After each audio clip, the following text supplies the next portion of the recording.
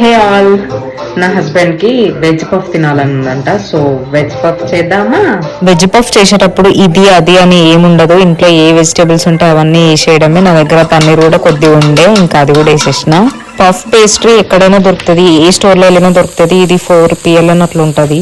So veg puff చేద్దాం అనేసి అనుకున్నా కాబట్టి ఇందులో నేను కొంచెం పన్నీర్ కూడా యాడ్ చేసిన. సో ఇది స్టఫ్ దాంట్లోకి పెట్టడానికి. దీంతో పాటు చీజ్ కూడా యాడ్ చేస్తా. చీజ్ డైరెక్ట్ దాంట్లోనే యాడ్ చేస్తా. చీజ్ నేను బెడ్రూమ్ కల్లా తీసుకున్నా.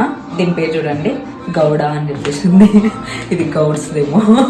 పేస్ట్రీని మనకి ఎన్ని పీసెస్ కావాలో అన్ని కట్ చేసుకోవచ్చు. ఒకవేళ పెద్దగా కావాలనుకుంటే కొద్దిగా పెద్ద కట్ చేసుకోవచ్చు, చిన్నగా కావాలంటే చిన్న పఫ్స్ లాగా చేసుకోవచ్చు. రెడీ చేసుకున్న స్టఫ్ అంతా ఇక్కడ పెడుతున్నా. ఎందుకో చీజ్ పఫ్ తినాలనిపించింది. సో ఒక 2 వాటర్లో ట్రై చేసిన. ఒకవేళ బాగాలేకపోతే మళ్ళీ అన్ని వేస్ట్ అవుతాయి అని చెప్పేసి ఒక 15 మినిట్స్ అట్లా అవెన్ లో పెట్టిన.